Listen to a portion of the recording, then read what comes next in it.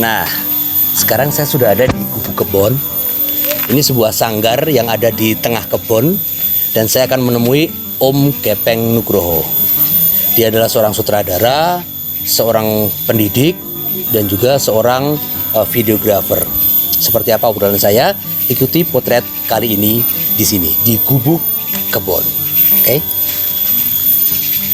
Wis, santai-santai. Gimana? Ini Mas. Wah, aduh, Ya. gini-gini asik ya sambil menikmati suasana gitu. Iya Mas. Om, Lu Mas. bikin kayak gini tuh niatnya apaan sih? Sebenarnya aku pikirannya mau sederhana Mas, pengen membuat ruang untuk apresiasi bersama kawan-kawan. Karena keprihatinanku ya, diawali dengan keprihatinanku selama ini saya berkesenian sejak 99 saya berkesenian di teater. Ya.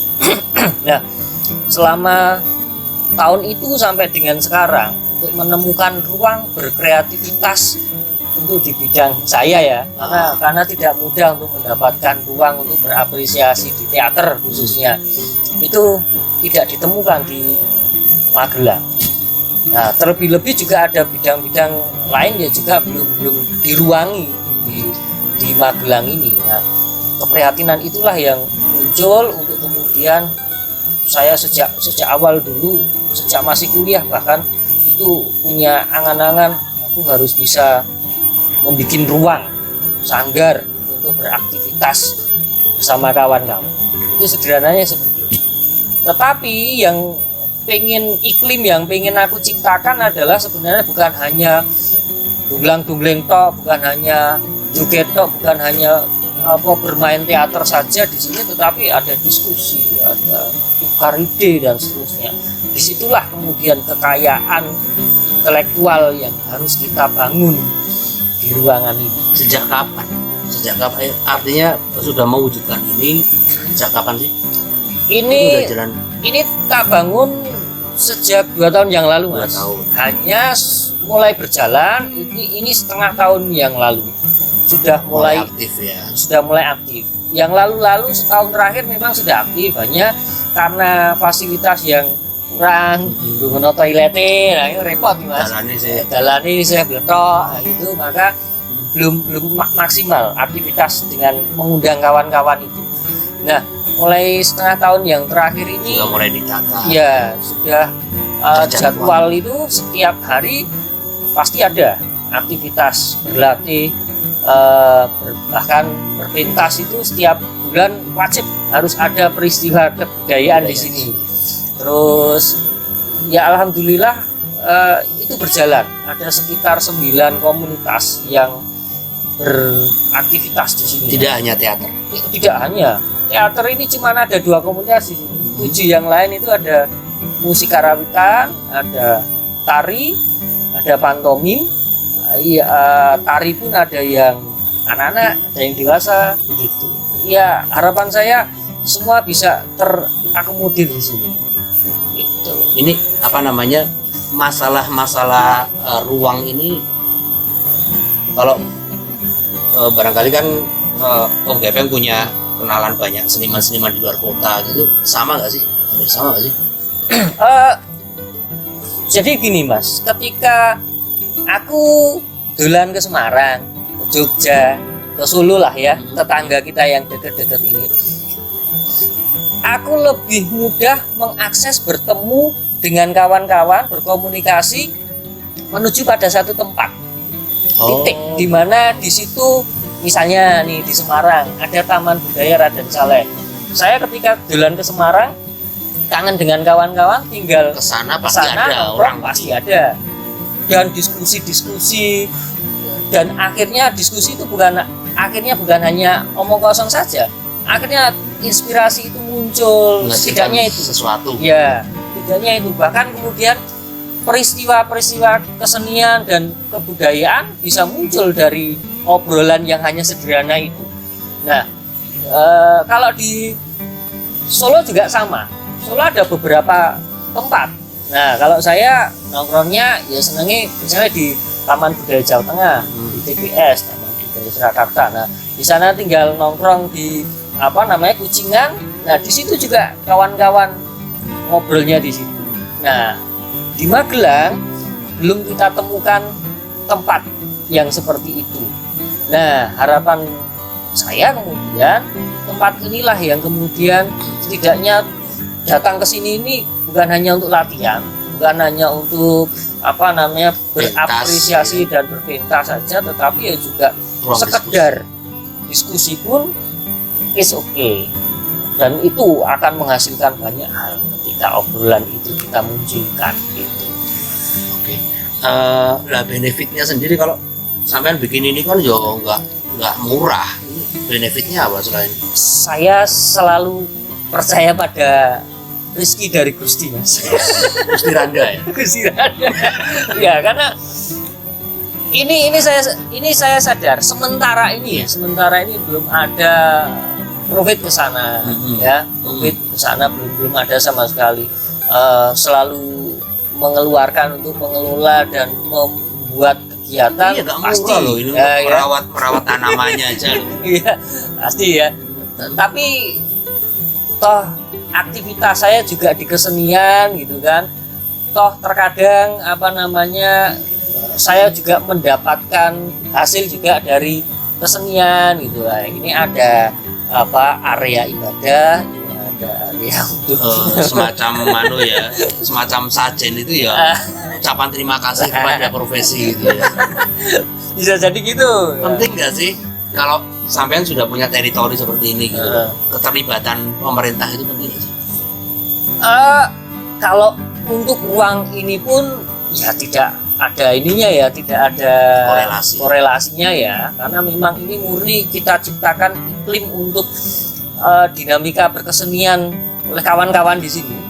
Murni tidak ada campur tangan apapun dari pemerintahan gitu kan. Hanya saja kesinergisan dalam berkesenian itu penting. Ya. Pada siapapun, pada pihak manapun itu penting. Nah, saya hanya punya harapannya seperti ini, ketika dari pemerintahan juga melihat ada aktivitas-aktivitas seperti ini gitu, dan itu sudah memunculkan aktivitas kesenian yang bisa dikatakan dahsyat gitu kan. Alangkah baiknya kalau kemudian ruang yang lebih representatif bisa diciptakan untuk kawan-kawan gitu kan. Walaupun tidak masalah ya seandainya di sini sudah ada ruang terus justru pemerintah membangun ruang-ruang lagi, nggak masalah. Malah senang ya. Cita rasa itu pasti juga berbeda ya. Nah harapannya juga ketika misalnya seperti ini, di sini ada pementasan teater bisa terjadi di sini gitu kan. Ketika ada sebuah gedung kesenian yang megah yang untuk pertunjukan teater yang representatif, pertunjukan teknis ciptaan tata artistik pun kan juga pasti berbeda. Ya, beda. Nah itulah yang juga menciptakan kreativitas yang lain juga oleh kawan-kawan kan gitu. Ya jadi kawan-kawan harus pandai beradaptasi. Nah itu yang kita butuhkan. Toh di sini tidak mungkin kok kemudian misalnya terjadi pentas wayangan di sini misalnya ya. Sebagus apapun kapasitas penonton di sini berapa sih kan gitu, paling 200 sudah uyel-uyelan kan gitu ya. Belum kalau hujan repot. Kalau soal social distancing ya betul. Nah memang ruang yang lebih representatif tetap kita rindukan ya.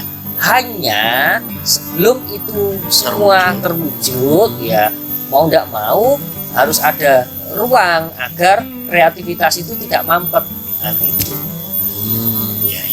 Tapi kalau teman-teman seniman sendiri dengan hadirnya ini, mereka testimoninya gimana? Merasa terbantu banget atau gimana? Mereka nyatanya senang. Mereka kesini misalnya ya, sini niatnya memang jadwal mereka latihan. Setelah latihan itu bahkan sampai bermalam di sini, bahkan sampai ngobrol sampai pagi, itu sering terjadi. Nah kesimpulannya kan ternyata kawan-kawan juga nyaman di tempat ini, ruang ini kan gitu. Karena ini juga ini saya buka kebun Mas. Jadi aslinya kebun ya memang ini, ya. Aslinya kebun, maka saya kasih nama gubuk kebun itu karena memang gubuk ini saya ciptakan saya bangun di kebun gitu. Jadi wajar kalau harus ngobrol sambil karena banyak nyamuk di kebun. Jangan tipu lu, diselontik saja. Oke, aku penasaran dengan apa namanya aktivitas Om Gepeng yang banyak banget itu. Terus kok bisa bagi waktunya juga di pendidikan formal juga? Iya. Apa ada profesi ke situ? Itu terus selain bagi waktu itu gimana? Sebenarnya saya pun di sekolah tidak jauh aktivitasnya tidak jauh dari kesenian. Karena saya seorang guru kesenian, saya membina juga kawan-kawan murid-murid untuk kemudian beraktivitas kesenian. Nah, saya di sini juga mengelola kawan-kawan juga untuk kesenian dan kebudayaan. Pekerjaan saya di luar itu pun ya urusannya juga kesenian, jadi semua saling berkorelasi, saling bersinergis gitu kan. Nah, saya pun terkadang juga membawa anak-anak saya untuk berlatih gamelan dan seterusnya, karena di sekolah yang tidak ada fasilitas karawitan, saya bawa ke sini gitu. Jadi karena ternyata ruang seperti ini juga dibutuhkan untuk pendidikan formal sekalipun, untuk mereka juga jenuh ketika harus berlatih di dalam bermain, beraktivitas di dalam sekolah terus. Nah, kayak gitu. Oke, kalau lebih masuk lagi nih, kalau jadi saya selalu penasaran, selama ini kan selalu kelihatan antara dikotominya antara pemerintah dengan orang-orang budaya itu kok selalu nggak sinergis. Itu kalau di Magelang sendiri secara khusus gimana sih? Kalau pandangan saya melihat karena gini, persepsinya saja belum terbangun dengan baik, ya? belum klik ya. Karena gini loh, untuk Magelang sendiri aku melihatnya pemerintah pasti berpikirnya sudah jauh ketika misalnya nih ya, urusannya segala aktivitas itu sebisa mungkin bagaimana meningkatkan menghasilkan APBD dan seterusnya. Ketika orientasinya ekonomi, bisa jadi gitu. Terus ketika misalnya nih bicara soal kesenian dan kebudayaan, masih berpikiran bahwa kesenian adalah joget, menari, varian-varian kesenian yang banyak itu belum terakumulasi. hanya diwakilkan oleh tari, diwakilkan oleh ketoprak, jadilah gitu. Jadi pemahaman ke arah situ itu kok saya melihat belum bisa diakumulasikan dalam sebuah tujuan pembangunan dinamika kesenian di Magelang itu urung-urungan, Mas. Saya melihat belum. Maka yang terjadi adalah pembinaan kesenian itu masih masuk ke dalam misalnya hanya kegiatan nyadran, kegiatan pentas tari, ya semacam itu gitu. Nah, itu pun harus selalu judulnya besar adalah pemerintah bla bla bla bla menyelenggarakan. Ya, hubungannya pasti gitu ya. Iya, pasti urusannya karena dengan SPJ dan seterusnya ya, Mas ya. Bahasa itu ya. Tetapi begini maksud saya. Bisa nggak sih gitu buat seniman gitu merasa di ini nggak sih, dikadalin nggak sih? Ada kalanya it's okay, tapi ada kalanya juga saru juga. Gitu. Maksudnya gini, it's okay itu karena mau nggak mau seniman juga ada bentuk ekonomi kreatif di situ yang harus saling bersinergis gitu. Tetapi ketika kita bicara saru adalah ketika harusnya karya itu diciptakan ketika ditampilkan di sebuah ruang yang lebih representatif. Misalnya representatif itu anggaplah begini, misalnya sebuah karya tari lah, kita bicara sing orang juga banyak kenal dan sering dipakai juga, karya tari yang itu kemudian menggarapnya serius, tetapi penampilannya itu hanya menempel kepada sebuah acara event yang di situ adalah backgroundnya juga nggak menarik untuk artistiknya, terus dan akhirnya yang terjadi apa? Kreativitas itu terhambat di situ. Misalnya nih, saya dulu pernah di awal-awal masih idealis ya, ketika menggarap sebuah teater, saya diminta untuk mengisi sebuah pertunjukan di sebuah acara yang maka teater saya menempel di acara tersebut. Sertijab hiburan teater. Nah, misalnya gitu. Akhirnya saya idealis ya, biasanya naik teater itu saya harus go setting, go itu.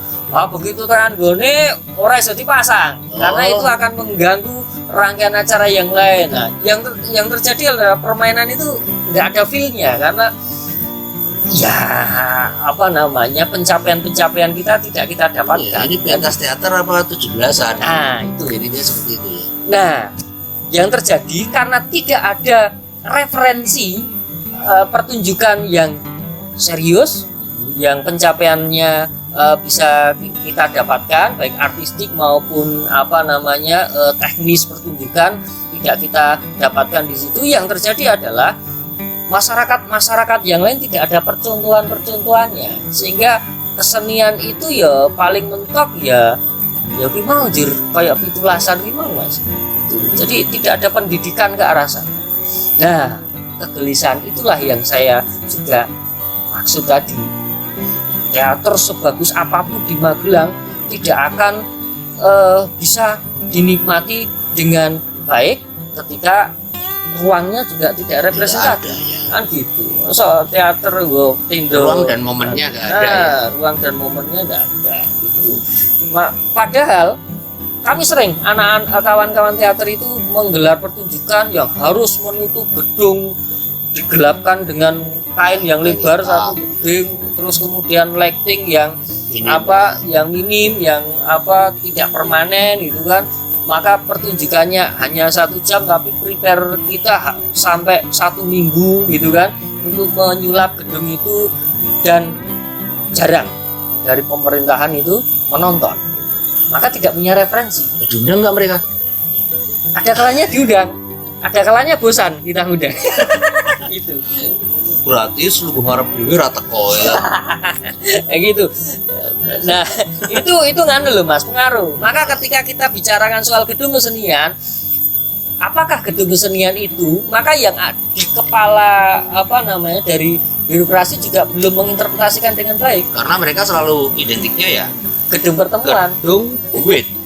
Harus ada penghasilan dari situ. Ya, susah banget dong buat seniman-seniman ya. Iya, walaupun gini, kalau kita mau terus terang ya, kita memang alokasikan untuk seni budaya belum profit dulu misalnya ke pemahaman itu. Tetapi ketika eksekusi belum tentu pemahaman tentang gedung kesenian ataupun ruang berkesenian itu sesuai dengan kebutuhan seniman.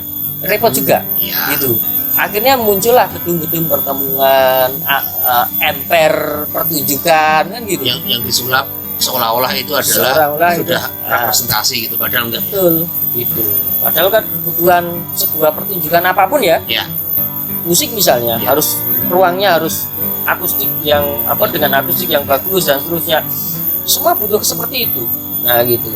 Nah, pengambil kebijakan itu kurang bulan ke ruang-ruang seperti itu. Nah, gitu. Oke. Berarti potret kali ini judulnya adalah kurang tulan. Oke, teman-teman.